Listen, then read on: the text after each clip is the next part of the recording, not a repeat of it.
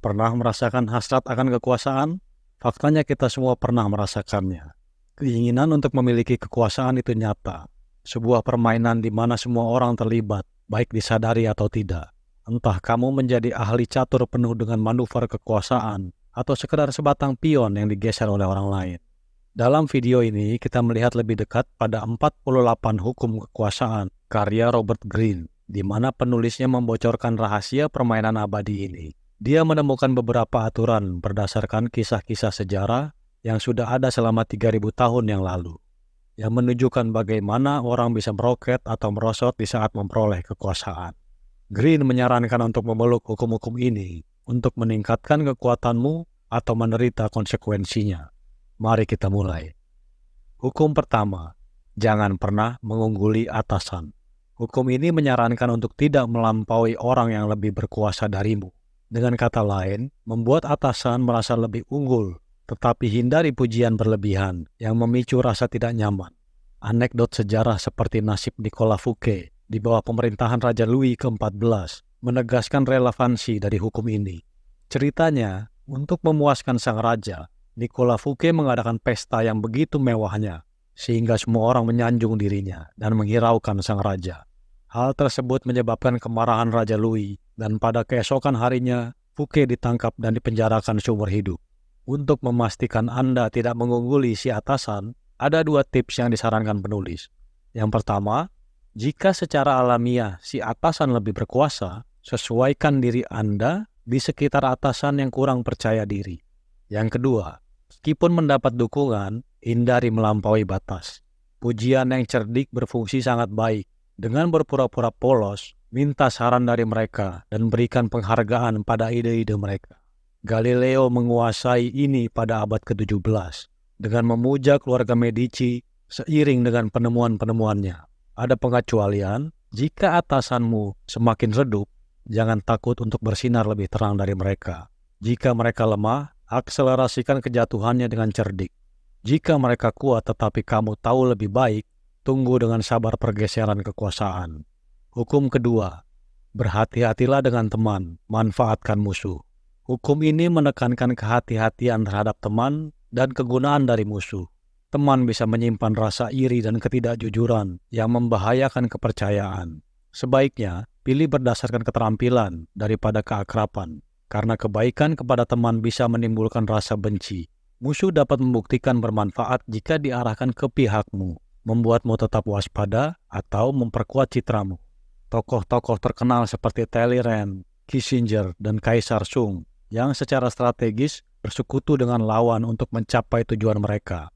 Meski demikian, ada pengecualian, teman bisa menangani resiko dan menjadi kambing hitam. Seimbangkan hukum ini dengan mengakui potensi musuh dan kontribusi unik teman. Hukum ketiga, sembunyikan apa yang sedang kamu lakukan.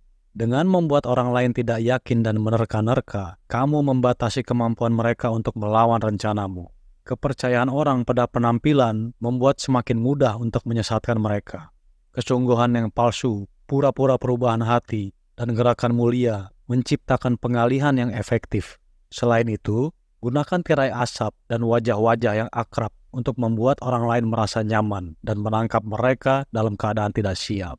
Otto von Bismarck dan Jay Gould memberikan contoh sejarah tentang taktik ini. Namun, pengecualian muncul ketika reputasi si penipu telah mendahuluinya, atau ketika membuat pertunjukan di muka umum lebih sesuai untuk keadaan. Hukum keempat, bicaralah sesedikit mungkin. Menurut Greene, kamu harus berbicara dengan hemat, menggunakan kata-kata yang samar dan ambigu untuk membuat orang lain menebak-nebak. Dia membuat orang merasa tidak nyaman, mendorong mereka untuk mengungkapkan lebih banyak. Sedangkan komentar singkat menarik lebih banyak perhatian, mencitrakan diri yang penuh makna dan misteri. Andy Warhol mempraktikkan hal ini dengan membiarkan karyanya berbicara sendiri. Raja Louis ke-14 menguasai seni berdiam, mengintimidasi bawahan dengan jawaban-jawaban yang misterius. Sedangkan pamer diri yang panjang lebar oleh Coriolanus membuatnya kalah dalam pemilihan. Meskipun demikian, diam bukanlah pilihan terbaik saat menghindari kecurigaan. Lebih disarankan berpura-pura bodoh atau memainkan kata-kata untuk mengalihkan perhatian Dalam dunia kekuasaan terkadang lebih sedikit benar-benar berarti lebih banyak. Hukum kelima, jagalah reputasimu.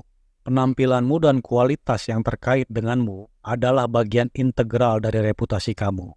Ciptakan sifat yang mudah diingat agar lebih mudah dikenal, dan ciptakan aura penuh dengan kekuatan. Reputasi yang kuat dapat mendahului suatu tindakan dan mempengaruhi hasil yang didapat.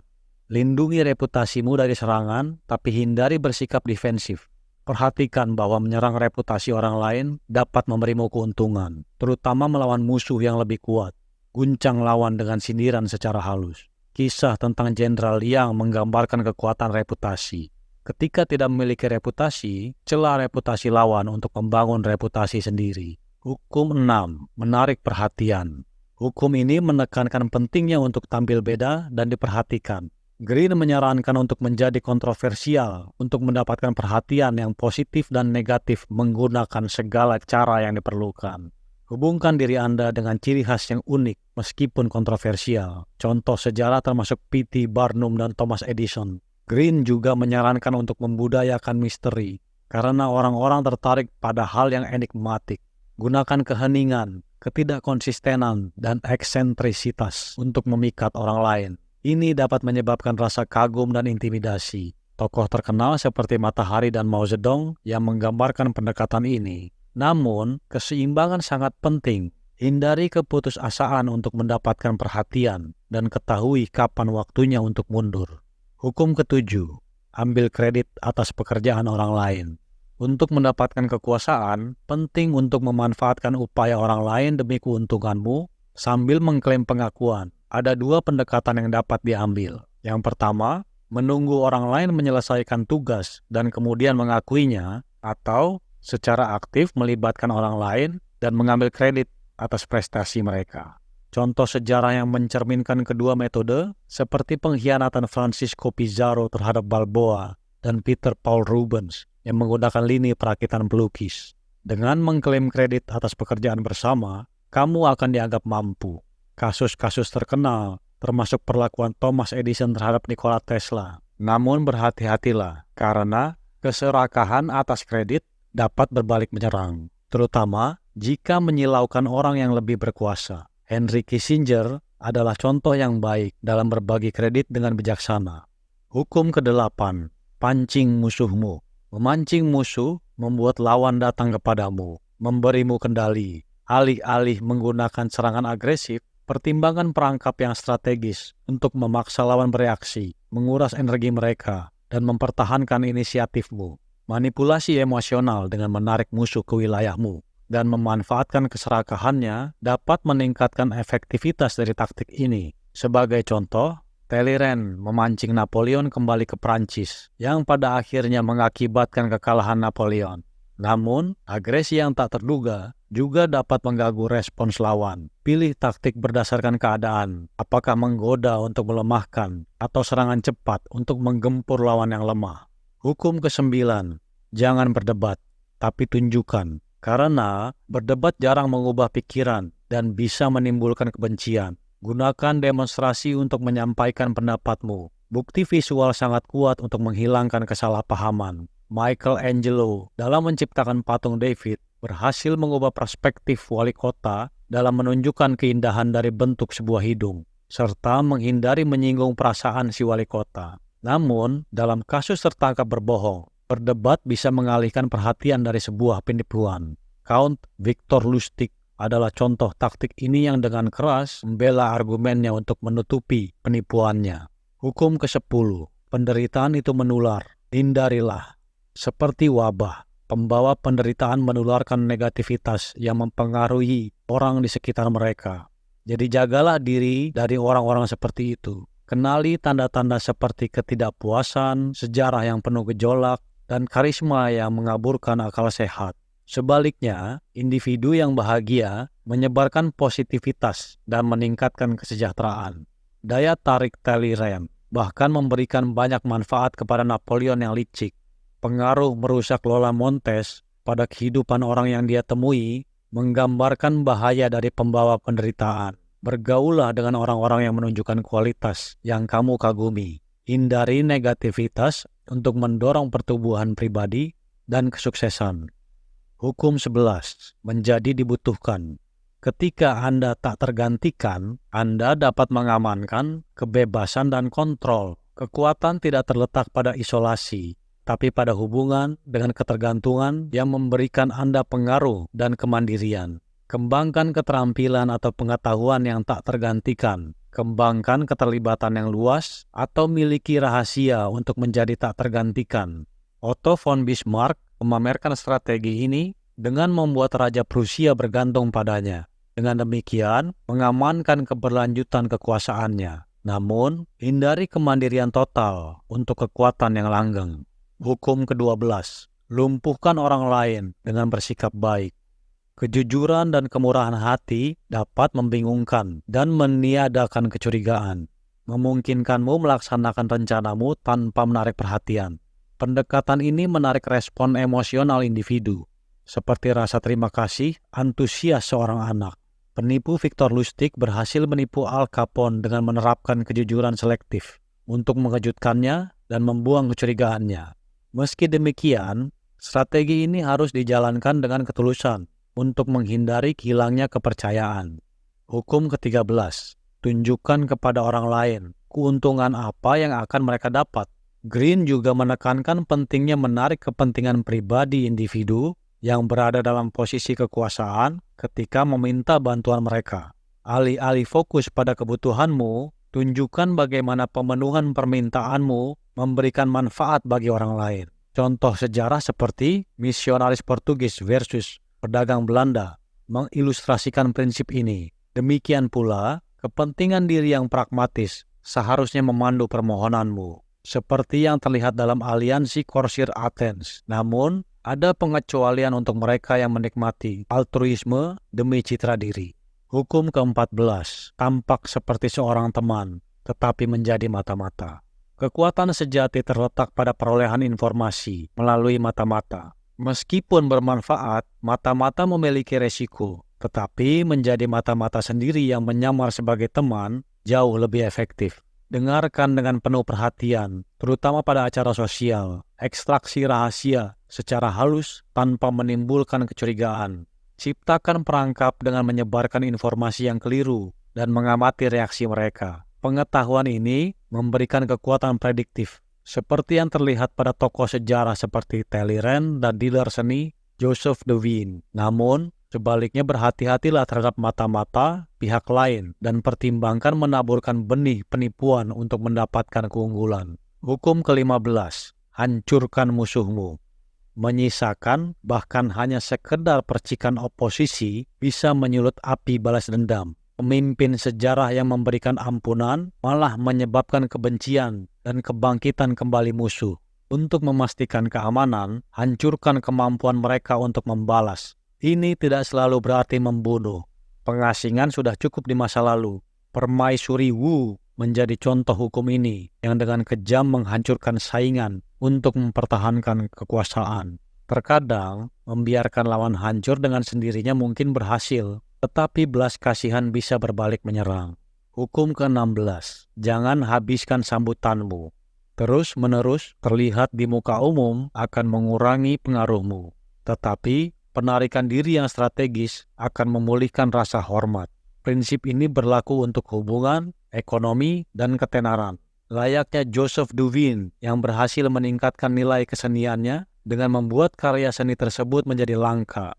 Mengenali waktu yang tepat untuk mundur, seperti aktris Greta Garbo yang pensiun pada puncak karirnya sehingga menjaga rasa hormat orang-orang terhadap dirinya. Penguasa kuno Diocese mendapatkan penghargaan dengan menjauh secara periodik. Namun, taktik ini memerlukan pencapaian rasa hormat yang tinggi sebelumnya agar efektif. Hukum ke-17, menjadi tidak dapat ditebak. Orang cenderung mencari kepastian, menjadikan sikap yang tidak dapat ditebak sebagai alat yang kuat. Tindakan semacam ini menghasilkan rasa takut, kebingungan, dan rasa hormat, menjaga lawan tetap tidak seimbang. Legenda catur Bobby Fischer berhasil membuat bingung Boris Spassky pada tahun 1972 dengan memanfaatkan sikap tidak dapat ditebak untuk meraih kemenangan. Namun, sikap mudah ditebak yang strategis dapat digunakan sebagai tirai asap untuk mengelabui lawan. Pendekatan hukum ini memerlukan kehati-hatian. Dalam situasi tertentu dapat menyebabkan hilangnya kepercayaan dan konsekuensi yang merugikan. Oleh karena itu, kenali kapan untuk menggunakan sikap tidak dapat ditebak untuk dampak yang maksimum. Hukum ke-18. Jangan mengisolasi diri. Dengan memutuskan informasi dan kontak, kamu menjadi rentan dan tidak menyadari datangnya ancaman. Sebaliknya, tetaplah aktif untuk mengumpulkan data penting, membangun aliansi, dan mempertahankan kekuasaan. Isolasi, baik dalam strategi militer maupun personal, dapat menyebabkan kegagalan. Menteri Prancis Talleyrand berkembang dengan tetap terhubung, bahkan dengan karakter yang tidak disukainya. Dan tokoh sejarah seperti Louis ke-14 mendominasi dengan tetap berada di pusat aktivitas. Isolasi dapat memberikan perspektif, tetapi isolasi sementara disarankan untuk mencegah jatuh ke dalam jurangnya. Hukum ke-19. Kenali korbanmu. Berbagai jenis individu bereaksi secara berbeda terhadap penipuan. Hindari berurusan dengan mereka yang membuang-buang waktu atau yang selalu melawan. Pahami kepribadian yang mudah tersinggung, tidak pernah merasa aman, secara patologis curiga, dingin dan perhitungan, serta lambat dalam baik pemikiran atau literal. Gagal memahami targetmu dapat mengakibatkan usaha yang sia-sia atau mengundang masalah. Lakukan penelitian dan penilaian sebelum berurusan dengan seseorang, karena penampilan bisa menyesatkan. Contoh sejarah seperti Genghis Khan, Henry Ford, dan seorang peternak di Texas menunjukkan konsekuensi dari ketidakpahaman terhadap kepribadian lawan. Tidak ada pengecualian dalam memahami individu sebelum berurusan dengan mereka. Hukum ke-20. Jangan memihak. Ada keuntungan dalam menjaga kemandirian dan tidak berkomitmen pada satu sisi atau tujuan kecuali diri sendiri. Dengan menjadi sulit dijangkau, kamu mendapatkan rasa hormat dan perhatian karena kedua belah pihak akan bersaing untuk mendapatkan dukunganmu. Contoh prinsip ini dari Henry Kissinger yang menunjukkan bagaimana memainkan antara satu pihak dengan pihak yang lainnya dapat menghasilkan keuntungan pribadi. Ratu Elizabeth yang pertama dengan menolak pernikahan, mempertahankan kekuasaannya, menghindari konflik, dan menjaga perdamaian. Hukum ke-21. Buat orang lain merasa lebih pintar. Dengan tampak polos atau kurang cerdas, kamu meredam kecurigaan dan mendorong mereka untuk menurunkan kewaspadaan. Bismarck menggunakan taktik ini untuk memanipulasi Count Blome agar menandatangani perjanjian yang menguntungkan Prusia. Penipu di San Francisco berhasil menipu pebisnis kaya New York dengan menyajikan diri mereka sebagai orang yang ceroboh, yang secara tidak sengaja menemukan tambang berlian. Hukum ini dapat membantumu maju dengan merendahkan kemampuanmu dan membuat orang lain merasa baik tentang diri mereka sendiri. Namun, gunakan dengan hati-hati dan hindari melakukannya secara berlebihan untuk mencegah menjadi ancaman. Pengecualian termasuk situasi di awal karirmu atau ketika menutupi penipuan dengan kecerdasan dan kewenanganmu. Hukum ke-22. Menyerah untuk menang. Saat dihadapkan dengan lawan yang lebih kuat, menyerah daripada bertarung demi kehormatan dapat memberimu waktu untuk berkumpul kembali dan merusak kekuatan lawanmu.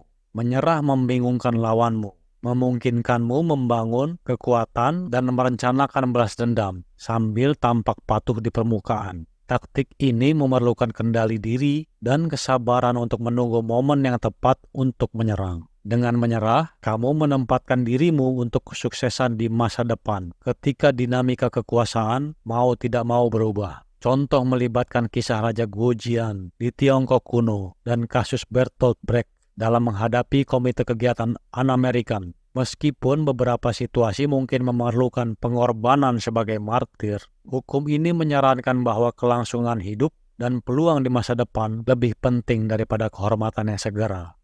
Hukum ke-23. Fokuskan usaha kamu.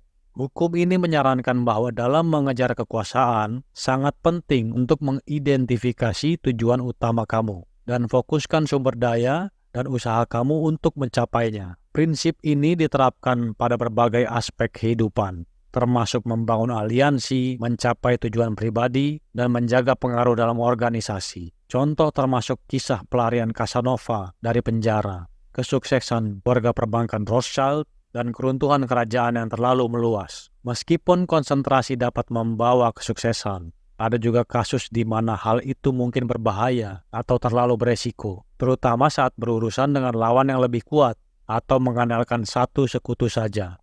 Hukum ke-24, bermain sesuai aturan. Hukum ini menekankan nilai dalam menguasai aturan permainan untuk naik kekuasaan. Para abdi di istana bersejarah unggul dengan memanipulasi dalam batas perilaku yang ditentukan. Pedoman dalam hal ini melibatkan menghindari membual, menggunakan pujian yang halus, beradaptasi dengan situasi, dan mengendalikan emosi. Contoh yang menunjukkan kesuksesan seperti peringatan tidak langsung kepada kaisar dan kerendahan hati arsitek Louis XIV. Kejadian yang kurang sukses melibatkan keluguan Kallisthenes dengan Alexander yang Agung dan candaan Brummel dengan seorang pangeran. Yang paling penting, hindari tertangkap dalam strategimu sendiri, seperti yang dipelajari Talleyrand dengan Napoleon. Hukum ke-25, ciptakan versi diri kamu yang baru. Dengan mengasumsikan penampilan dan emosi yang berbeda sesuai dengan konteks, individu dapat mengambil kendali atas citra mereka dan mendefinisikan ulang diri mereka sendiri. Miliki prinsip-prinsip yang melibatkan kesadaran diri dan menyusun karakter yang unik, lengkap dengan alur cerita dramatis untuk dampak yang lebih besar. Tokoh-tokoh dalam sejarah seperti taktik teatrikal Julius Caesar dan nama samaran George Sand yang transformatif menyoroti efektivitas dari pendekatan ini. Meskipun hukum ini tidak memiliki pengecualian, eksekusi yang cermat penting untuk keberhasilan. Hukum ke-26, jangan kotori tanganmu. Selalu pindahkan kesalahan dengan menggunakan kambing hitam dan mempekerjakan perantara untuk melakukan tindakan yang tidak terpuji. Menyembunyikan kesalahan itu krusial untuk mempertahankan reputasi, karena alasan dan permintaan maaf dapat berbalik menyerang. Contoh sejarah termasuk Mao yang menyalahkan rekan-rekannya dan FDR yang menggunakan perantara untuk tindakan rahasia yang tersembunyi. Dengan memahami psikologi pemindahan kesalahan dan mempekerjakan perantara, tokoh berpengaruh melindungi reputasi mereka dan mencapai tujuan mereka sambil tetap menjaga jarak. Pengecualian jarang terjadi, tetapi sering melibatkan pengakuan strategis atau intimidasi. Hukum ke-27, ciptakan pengikut kultus. Hukum ini menyelami psikologi kepatuhan pengikut, mengajarkan bagaimana membentuk dan memanipulasi pengikut yang berdedikasi untuk kekuasaan. Dengan menawarkan tujuan yang samar namun menarik, meniru struktur agama, seseorang dapat menginspirasi untuk berkumpul di sekitar seseorang pemimpin karismatik.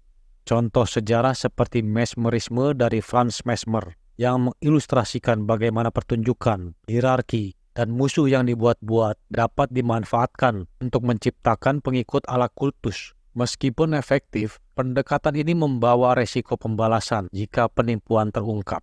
Hukum ke-28, bertindak dengan berani. Keberanian menyamarkan kelemahan, membuat lawan gentar, dan mempengaruhi yang lainnya. Keraguan-raguan menimbulkan tidak percaya diri dan juga hambatan. Banyak yang cemas karena memiliki keinginan untuk mendapatkan pengakuan. Tetapi dengan melatih keberanian seperti yang dilakukan Napoleon, maka Anda akan menggapai kekuasaan. Pengecualian melibatkan keberanian yang taktis dan terkendali, menghindari keberanian yang berlebihan yang akan dijauhi banyak orang. Contoh sejarah seperti tulisan Pietro Aretino yang lancang menunjukkan betapa keberanian yang strategis dapat mengarah pada kesuksesan, sementara keberanian yang tidak bijaksana dapat memicu reaksi negatif. Hukum ke-29, rencanakan endingnya. Green menyarankan untuk selalu mengantisipasi potensi adanya masalah, menghindari improvisasi, dan fokus pada tujuan yang jelas dan teguh. Strategi Otto von Bismarck dalam menciptakan Jerman bersatu menunjukkan prinsip ini. Dengan berpikir ke depan dan menolak distraksi, dia berhasil mencapai tujuannya sambil menjaga persatuan dan keamanan. Sedikit pengecualian, rencana yang fleksibel itu penting untuk beradaptasi dengan perkembangan yang tidak terduga. Tetapi tujuan yang jelas dan rencana yang jeli adalah kunci keberhasilan. Hukum ke-30. Buat agar tampaknya mudah, tetapi menyembunyikan pekerjaan di balik pencapaian kamu. Dengan menyembunyikan usaha di balik pencapaian kamu menginspirasi rasa kagum dan antisipasi. Keahlian terletak pada membuat yang sulit menjadi terlihat mudah, seperti yang ditunjukkan oleh para pemain berbakat dan seniman hebat. Hindari untuk menunjukkan kerja keras dan usaha, karena itu akan mengurangi keajaiban dan menimbulkan rasa tidak suka. Kesantaian yang terkalkulasi milik Talleyrand dan persiapan tersembunyi milik Houdini memperlihatkan bagaimana caranya memegang kekuasaan melalui ilusi kemudahan. Pengecualian melibatkan pengungkapan yang direncanakan dengan hati-hati dan menghindari penyembunyian rahasia yang berlebihan yang bisa membuatmu terlihat paranoid. Hukum ke-31, buat pilihan palsu. Dengan hukum ini, Green menjelaskan cara menciptakan pilihan yang tampak bermakna sambil dengan halus mengendalikan opsi untuk menguntungkan agenda kamu. Dengan membatasi opsi, kamu memberikan ilusi pilihan tanpa memberatkan individu. Tekniknya melibatkan memutar pilihan sesuai keinginanmu, membela opsi yang berlawanan, mengubah medan permainan, menyusutkan opsi-opsi seiring waktu, menekankan resiko, dan menyajikan dua alternatif yang buruk. Manipulasi pilihan dari si Ivan yang mengerikan terhadap rakyat Rusia untuk secara sukarela memberikan kepadanya kekuasaan yang mutlak mengilustrasikan prinsip ini. Pengecualian mungkin akan muncul ketika mengamati strategi lawan. Hukum ke-32, penuhi fantasi orang lain. Orang cenderung tertarik pada fantasi menarik yang menawarkan transformasi instan, petualangan kedamaian, harmoni, atau kebangkitan. Dengan menyajikan fantasi ini pada saat yang tepat, kamu dapat menarik pengikut, kekayaan, dan kekuasaan. Contohnya janji Braga Deal untuk menggandakan emas menggambarkan dampak dari hukum ini. Namun, perlu berhati-hati karena orang bisa menjadi kecewa jika menyadari bahwa mereka ditipu. Menjaga cerita agar tetap samar dan menghindari janji-janji konkret dapat membantu mengurangi resiko. Hukum ke-33, manfaatkan kelemahan orang lain. Setiap orang memiliki kerentanannya, baik itu rasa ketidakamanan, emosi, atau kenikmatan yang tersembunyi. Mengidentifikasi dan memanipulasi kelemahan-kelemahan ini memberikan daya ungkit. Kelemahan yang tersembunyi sangat bermanfaat untuk tujuan tertentu. Percakapan, bahasa tubuh, dan isyarat halus dapat mengungkapkannya. Memanfaatkan kekosongan emosional seperti rasa ketidakamanan dapat memberikan kendali. Sementara memanipulasi perasaan yang kuat seperti keserakahan atau ketakutan menghasilkan kekuasaan. Contoh sejarah seperti pedagang seni Duveen dan Ratu Prancis Catherine de Medici mengilustrasikan eksploitasi terhadap kelemahan ini. Meskipun begitu, antisipasi dengan hati-hati serangan balik ketika memanfaatkan emosi yang intens. Hukum ke-34, bertindak seperti bangsawan. Bertindak dengan sikap bangsawan untuk mendapatkan penghargaan dan kekuasaan, pancarkan keyakinan diri seolah-olah kamu ditakdirkan untuk kehebatan, serupa dengan aura seorang raja. Keyakinan seperti ini mempengaruhi orang lain, yang memungkinkan permintaan kamu untuk dipenuhi. Bedakan diri kamu dengan patuh pada norma-norma bangsawan dan perilaku yang layak. Kenaikan Haile Selassie mengilustrasikan sikap bangsawan ini. Gunakan tuntutan berani untuk menunjukkan nilai dan tantang tokoh berpengaruh untuk meningkatkan diri sendiri, serta beri hadiah pada yang lebih berkuasa darimu untuk menegakkan kesetaraan. Columbus yang memancarkan keyakinan aristokratis memastikan pendapatan dukungan untuk penjelajahannya. Keyakinan mendatangkan penghargaan, namun hindari membuat malu dan arogansi. Hukum ke-35. Pahami waktu yang tepat. Pahami ritme kekuasaan. Bangun aliansi dengan mereka yang kekuatannya semakin meningkat. Antisipasi reaksi dan siap berpindah aliansi. Tetap bersabar, tunggu momen yang tepat. Penglihatan yang jauh ke depan menawarkan pandangan yang strategis. Biarkan sainganmu tersandung sebelum kamu mengambil tindakan. Pendekatan sistematis yang fleksibel dan tidak emosional pada akhirnya yang akan menang. Paksa lawanmu turun tangan, perlambat atau buat mereka terburu-buru untuk mengacaukan ritme mereka. Dan yang terakhir, ketika menyimpulkan waktunya sudah tepat, ambil tindakan dengan cepat dan tegas. Kemampuan bernavigasi Joseph Foch merubah kepemimpinan di Prancis adalah contoh kekuatan dari pemahaman waktu. Hukum ke-36. Abaikan masalah kecil. Mengabaikan masalah kecil memperlihatkan kekuasaan dan superioritas. Menanggapi masalah tersebut bisa memperburuk situasi, menarik perhatian yang tidak diinginkan, atau meningkatkan level musuh yang tadinya kecil. Menahan memberi perhatian bisa membuat frustrasi para pencari perhatian dan mempertahankan kendalimu atas mereka. Menghabiskan energi untuk masalah yang sepele akan mengundang kepicikan dan dapat meningkatkan semangat lawan. Hindari memancing simpati atau memperbesar kesalahan dengan cara mengabaikannya. Ketika hasil yang diinginkan belum juga terlihat dan mereka terlihat tidak tertarik sekalipun diserang, atau mereka tidak peduli sekalipun terjadi kesalahan, atau mereka menulis ulang narasinya, pilih tindakan diam untuk menghilangkan gangguan. Kesalahan Presiden Wilson dalam menangani Pancho Villa adalah contoh risiko memperbesar masalah kecil. Pengecualian melibatkan kehati-hatian dalam tindakan menolak agar rasa permusuhan yang terpendam tidak kembali membara. Hukum ke-37, pertunjukan visual dan simbol memiliki dampak lebih besar dibandingkan kata-kata semata. Gunakan gambar dan simbol yang menarik secara emosional untuk memperkuat kekuasaan. Terhubunglah dengan pengikut melalui simbol-simbol yang menggugah perasaan. Mencampurkan asosiasi lama dan baru, bentuklah elemen-elemen ini menjadi suatu pertunjukan yang memikat, yang membingungkan dan mempesona, serta memupuk. Contohnya seperti Diane de Poitiers yang mempertahankan dedikasi Raja Henry II dengan simbol-simbol kuat, menjalin kisah mereka dalam sebuah tapestri yang memukau. Hukum ke-38.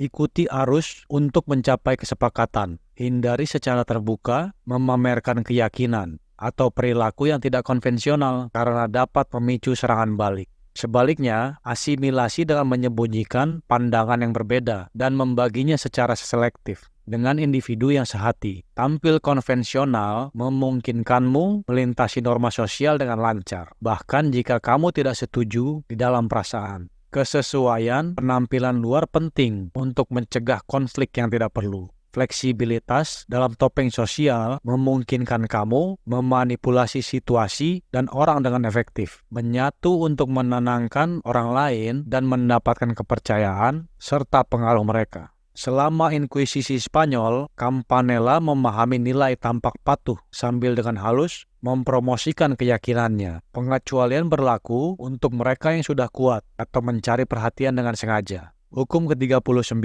Goncangkan lawanmu. Sengaja memicu kemarahan lawan dapat mengekspos ketidakstabilan mereka atau memprovokasi perilaku bodoh. Gunakan taktik seperti menargetkan kebanggaan atau kesombongan mereka untuk membuat mereka gemetar dan memanfaatkan reaksi mereka. Tetap tenang sementara lawanmu goyah, memperlihatkan keunggulanmu. Ingatlah bagaimana Napoleon merosot karena kehilangan kesabarannya, dan bagaimana Haile Selassie menggunakan provokasi secara strategis untuk mengalahkan lawan. Gunakan pendekatan ini dengan hati-hati dan pastikan untuk mengendalikan diri saat memprovokasi orang lain.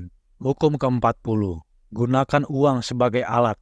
Uang adalah alat yang kuat dalam mencapai kekuasaan. Gunakan untuk menciptakan aliansi, kewajiban, dan reputasi. Menerima hadiah dengan gratis menimbulkan kewajiban. Sebuah dinamika kekuasaan yang bisa kamu gunakan. Manfaatkan pemberian hadiah untuk membangun aura kemurahan hati dan menenangkan orang lain sambil meningkatkan pengaruhmu. Waspadai kelemahan terkait uang seperti keserakahan, obsesi terhadap tawar-menawar yang keras, dan kemurahan hati yang berlebihan. Spanyol yang terburu-buru mengejar pencapaian tujuan dan kesalahan dari Duchess of Marlborough menunjukkan bagaimana uang dapat mengalihkan dari membangun kekuasaan yang sebenarnya. Pelajari dari strategi Baron James Rothschild yang menggunakan uang untuk mendapatkan pengakuan. Pahami nilai uang dalam pengejaran kekuasaan dan gunakan dengan bijaksana. Hukum ke-41. Tentukan jalurmu sendiri. Keberhasilan mengikuti jejak pemimpin besar atau orang tua terkenal akan menghadapi tantangan yang sulit untuk mencapai level mereka. Untuk lepas dari bayang-bayang mereka dan mencapai kekuasaan, kamu harus membentuk identitas yang unik dengan gaya sendiri, tanpa menjunjung tinggi masa lalu untuk menciptakan kontras, menggunakan simbol dan ritual untuk menjauhkan diri secara fisik, menolak acuan yang ada, dan mengadopsi keputusan yang berani. Carilah kekosongan untuk diisi dengan pendekatanmu yang unik dan tetaplah fleksibel. Hindari tergelincir kembali ke masa lalu dan tetap waspada terhadap pesaing yang muncul. Perginya Alexander yang Agung dari cara ayahnya adalah contoh efektivitas dalam menentukan jalurmu sendiri. Hukum ke-42, redam pembuat masalah. Pembuat masalah dalam kelompok dapat menimbulkan ketidakharmonisan dan membahayakan kekuasaanmu. Identifikasi dan isolasi mereka untuk mencegah pengaruh mereka menyebar. Masalah sering dimulai dengan pengeluh karismatik yang mendapatkan pengikut. Pisahkan mereka dari basis kekuatan mereka dengan menggunakan cara politik, psikologis, atau fisik. Gunakan distraksi dan tipu daya untuk mengeluarkan mereka dari konteks kelompok. Athena menggunakan acara tahunan untuk mengusir pembuat masalah dan mengembalikan harmoni. Berhati-hatilah dalam mengisolasi musuh yang bisa kembali dengan balas dendam. Sebaliknya, hancurkan dukungan mereka sambil tetap menjaga agar mereka tetap mudah dijangkau. Ingatlah bahwa menangani pembuat masalah dengan cepat sangat penting untuk menjaga kekuasaan. Hukum ke-43, menangkan hati dan pikiran. Untuk menjaga kekuasaan secara efektif, memenangkan hati dan pikiran orang-orang sangat penting. Kekuatan mungkin berhasil dalam jangka pendek, tetapi kepatuhan sukarela lebih berkelanjutan. Pahami psikologi dan emosi individu dengan menargetkan perasaan kuat seperti kebencian, iri, dan cinta. Menggugah perasaan dengan bertindak tak terduga atau memberikan tanggapan atas rasa ketakutan dan keputusasaan. Strategi yang efektif melibatkan gerakan simbolis, mengutamakan kepentingan pada pribadi individu dan menjadikannya sebagai daya tarik, serta membangun dukungan yang luas. Hindari mengabaikan kekhawatiran orang, seperti yang dilakukan oleh Marie Antoinette, yang dapat menyebabkan rasa tidak puas dan kejatuhan. Selalu utamakan koneksi emosional dan membangun simpati untuk mengamankan kekuasaan jangka panjang. Hukum ke-44, mencerminkan emosi orang lain. Manfaatkan teknik cermin untuk mempengaruhi dan mengendalikan orang lain dengan merefleksikan tindakan atau emosi lawan. Kamu dapat menyatukan strategi mereka dan mengalihkan perhatian mereka. Terapkan metode ini untuk menawan, memanipulasi, dan menipu. Alih-alih mendominasi percakapan, cerminkan perasaan, minat, dan nilai orang lain. Ini menciptakan rasa pemahaman dan koneksi, membuat mereka lebih responsif terhadap pengaruhmu. Amati perilaku, kebiasaan, dan preferensi mereka untuk mencerminkannya secara efektif. Berhati-hatilah untuk tidak terlalu berlebihan dalam mencerminkan, karena otentisitas itu penting untuk kesuksesan. Namun, hindari terjebak dalam situasi mencerminkan yang tidak sejalan dengan tujuanmu. Hukum ke-45, terapkan perubahan secara perlahan. Meskipun perubahan itu diperlukan, guncangan mendadak dapat memicu resistensi, karena orang cenderung melekat pada rutinitas dan kebiasaan. Lakukan perubahan secara bertahap dengan memberikan penghormatan pada tradisi dan penampilan yang menyenangkan dapat mendapatkan penerimaan secara publik. Hormati nilai-nilai masa lalu secara terbuka dan ciptakan ritual baru yang terkait dengan sejarah. Prediksi dan atasi kemungkinan perlawanan. Mao Zedong menerapkan prinsip ini dengan menggabungkan komunisme dengan warisan Tiongkok, melegitimasi pemerintahannya. Ada pengecualian dalam menerapkan hukum ini selama masa-masa stagnan dan ketika orang-orang merindukan perubahan. Dalam hal tersebut, lanjutkan dengan hati-hati dan siapkan diri untuk perlawanan. Hukum ke-46, waspadai iri hati. Keberhasilan melahirkan iri hati karena penilaian diri orang lain yang terlalu tinggi mengenai keberhasilanmu. Kenali tanda-tanda iri hati seperti kritik halus, pujian berlebihan, atau yang merusak secara diam-diam, terutama dari orang terdekat. Untuk meredakan iri hati, akui kelemahan, tekankan keberuntungan, atau kurangi talenta. Berhati-hatilah terhadap potensi bahaya iri hati, karena dapat menghambat atau menyebabkan hasil yang merusak. Pelajari dari contoh seperti J.M.W. Turner yang meredam warna lukisannya untuk meredakan rasa iri dari seniman pesaing, atau kebijaksanaan George Washington yang meningkatkan popularitas dengan sifat rendah hati. Sedangkan Walter Raleigh menderita karena mengabaikan musuh-musuhnya. Menantang secara agresif dapat melawan iri hati ketika sudah berada dalam posisi kekuasaan. Hukum ke-47, ketahui kapan harus berhenti. Setelah meraih kemenangan, dorongan untuk melangkah lebih maju dapat membahayakan. Menahan dorongan ini dan berhenti untuk mengkonsolidasikan keuntungan adalah yang membedakan suatu kemenangan yang kuat. Kemenangan membawa resiko kecerobohan emosional, serta daya tarik yang tidak terkendali untuk melakukan ekspansi. Berhati-hatilah terhadap orang lain yang mendorong Anda untuk melangkah melampaui batas dari yang telah dicapai. Keberhasilan melibatkan akal sehat, mengakui peran keberuntungan, dan beradaptasi dengan perubahan keadaan. Penguasaan pengendalian diri dari Madame de Pompadour mengilustrasikan mengenai berhenti melangkah setelah mendapat kemenangan, membangun aliansi, dan beradaptasi dengan strategi. Ada pengecualian seperti mengalahkan musuh sepenuhnya dan menghindari irasionalitas yang dipacu oleh momentum. Hukum ke-48 menjadi lincah dan sulit ditangkap. Untuk menjaga keunggulan, menjadi fleksibel dan tidak dapat diprediksi tanpa bentuk yang jelas untuk mengacaukan musuh agar mereka tidak bisa memahami atau melawan Anda, serta mengamankan ruang untuk bermanuver yang luas. Tolak sistem yang kaku dan beradaptasi berdasarkan keadaan. T.E. Lawrence menerapkan strategi tanpa bentuk dalam perang gerilya untuk membingungkan musuhnya selama Perang Dunia Pertama. Tidak adanya bentuk atau formasi merugikan musuh dengan tidak memberikan sasaran yang jelas, mengendalikan emosi, dan merangkul sikap yang tidak dapat dibaca. Seperti sikap tenang James Rothschild di lingkungan yang tidak bersahabat. Seperti adaptasi rahasia Jepang terhadap budaya asing. Dengan tidak adanya bentuk, inisiatif dapat terjaga dengan memaksa lawan untuk bereaksi. Mengandalkan pertahanan yang kaku, terbukti rentan terhadap pesaing yang lincah dan dapat berubah bentuk. Apakah Anda sudah siap menguasai permainan kekuasaan yang abadi ini? Beritahu saya di kolom komentar jika hukum-hukum ini memberi resonansi kepada Anda. Jangan lupa memberikan like, share, dan subscribe di saluran nomor 700 untuk mendapatkan notifikasi dari ringkasan buku-buku yang akan datang. Sementara itu, cek juga video-video saya yang sebelumnya. Terima kasih telah menonton sampai habis.